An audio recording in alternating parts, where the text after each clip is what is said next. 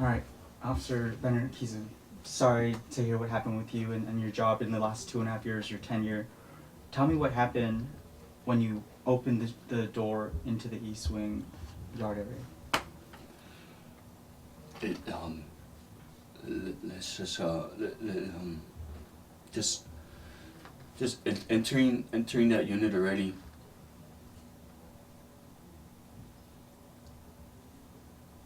I could see the fear. I could feel the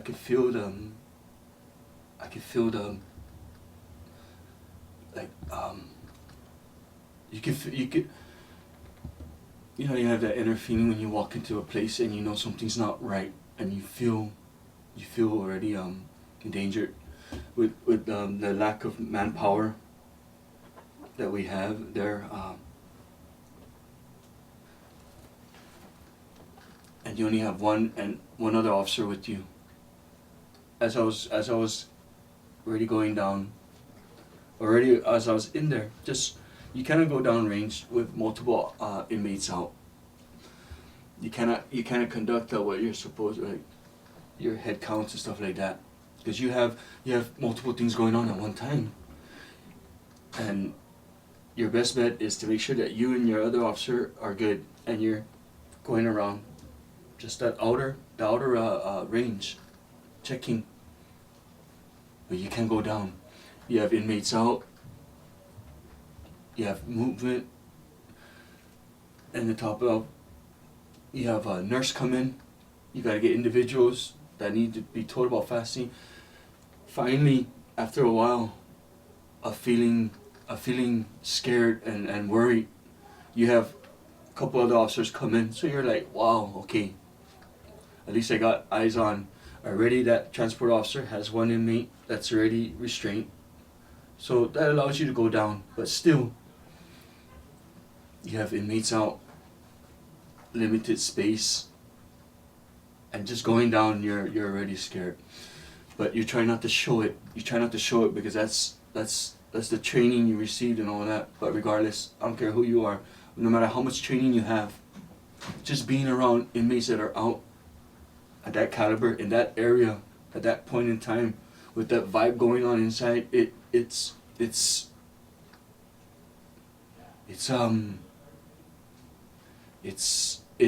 a feeling that you don't want to ever feel.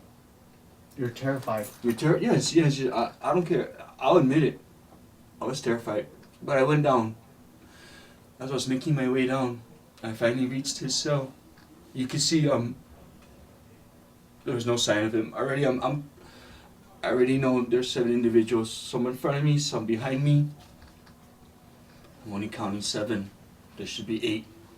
The person I'm looking for I can't find. Calling out for him, no sound, nothing. I look at his cell and I can see blood droplets.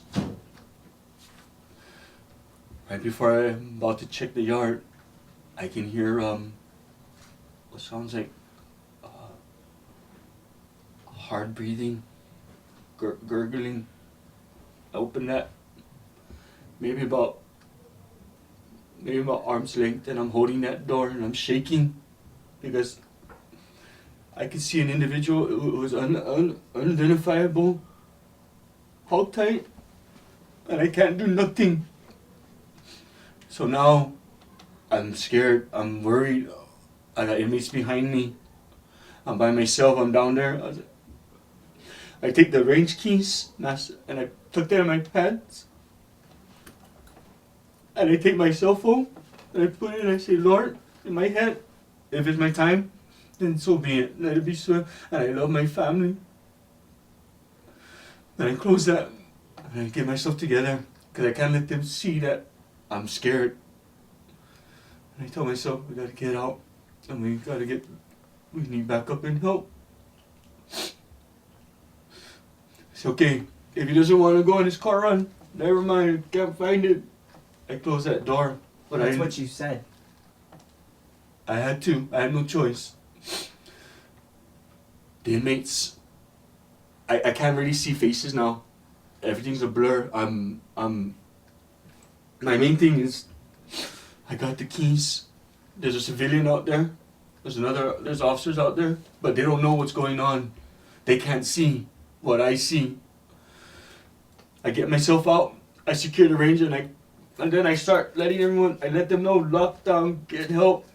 Officer and assistant, there's an individual down, I don't know if I can see him hogtied, I can see blood around him, and I can't. Stop. You don't know if he's alive. Take your time. He, Take a moment. he looked up.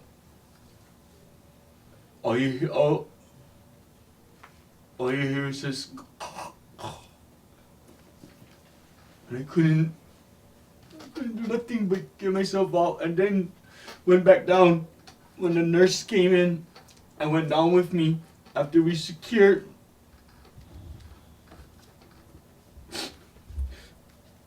I assisted the nurse. We untied him.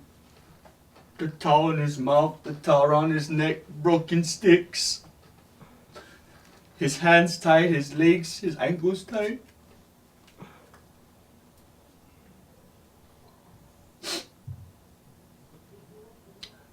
She found a pulse, but I was still, because he had a hard time breathing, started to resuscitate or turn him to his side, turn him to his back, and that's when we were able to get him out. And then I was pulled from the unit to get myself together. I'm just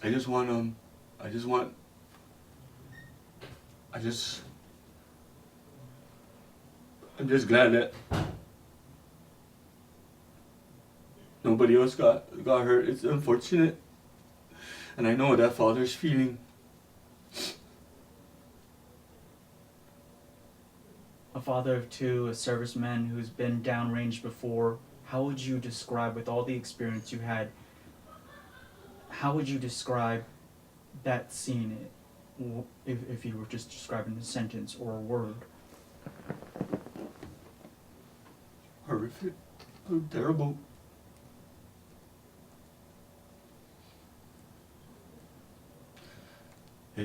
There's no word, there's no one single word to describe what happened.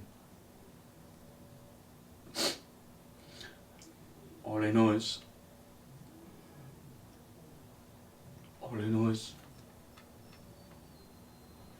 I did what I could.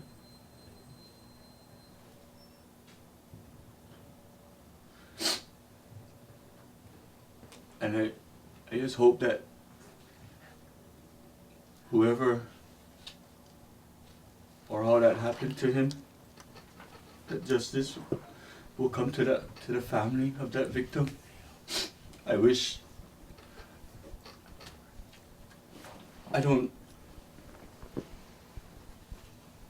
did the best within my watch. I don't know. I didn't see anybody down there with him. I didn't see anyone come out. I just don't know. And that's what hurts me the most, is not being able to help in a way that will help the most. The situation aside, the adverse action taken against you, just from everything you explained to me, it doesn't add up. It's like you take someone who put their life on the line from hero to a zero, and because I have the least amount of years,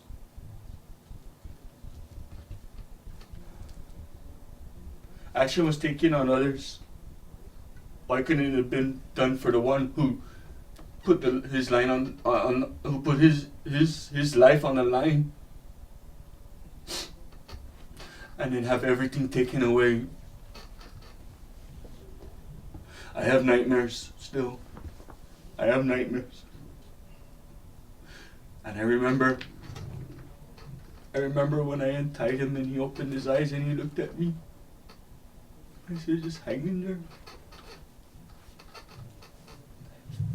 And he closed his eyes. And any time did you try to resuscitate him, or? There was multiple things going on. Yes, untied him. We checked for other any wounds within my training and experience. I did what I could.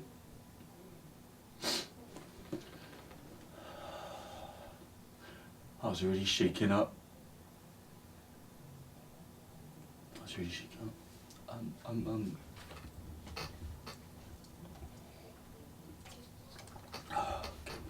Can we stop?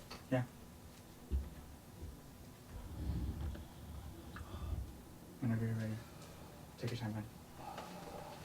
Do you want water? No, then,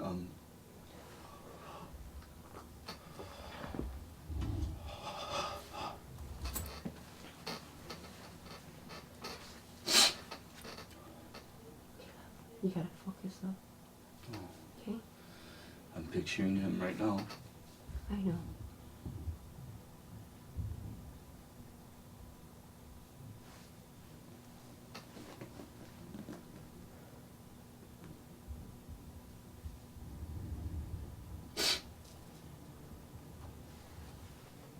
No, it's tough, Ben. I heard that Justin, he was unrecognizable just by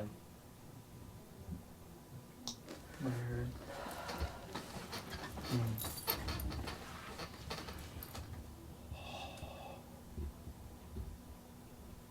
Focus though.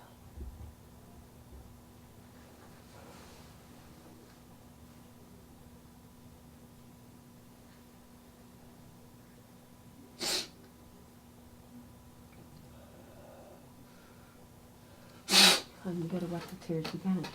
Okay? Let me help you out here. Since this incident happened back in March, how have things been for you and your family? Hard.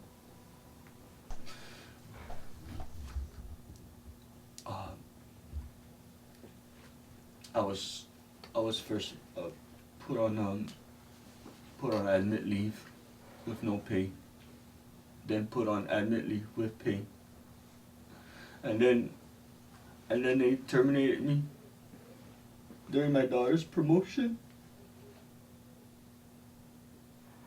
at Hyatt.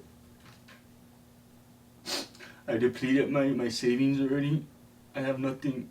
I'm seeking employment. I've even gone to public assistance, and it's just hard. My kids don't know everything because that's something a parent don't want to tell their children. Of course. But it's hard. I have no income. I'm trying to manage and take care of my family. It's hard. It's hard. I work so hard. I give it all. I give it a lot. And this is what they do to those who. I put my heart and my soul into that job, and I'm proud of that uniform. Mm-hmm. And now I got my fellow officers there facing the same thing, and I'm not there to at least help or show or be there.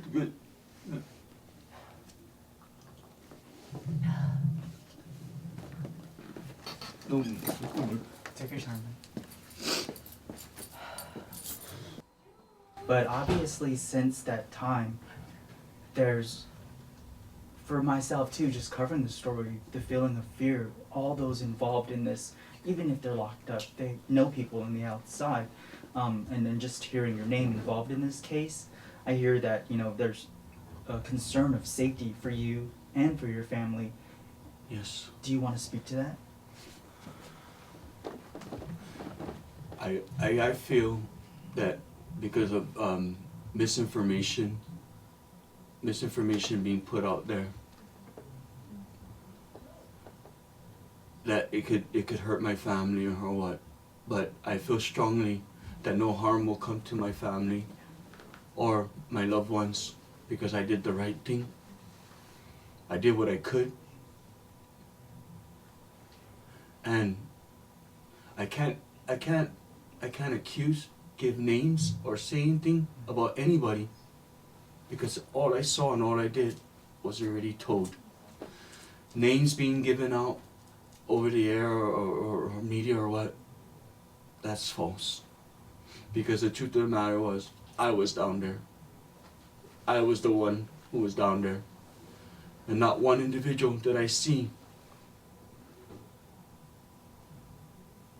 cause any harm to Mr. Meno. My only regret is that I wish I would know or see, and the truth will prevail, and justice will come to whoever or how many were involved with that. Because no individual should ever endure something like that. I just wish that things will be fixed to prevent that from happening again. More officers. We all hope so. A better, just better things to improve Okay. any mishaps from that happening again. Okay. Thank you so much for sharing your story, for being brave enough to speak with us.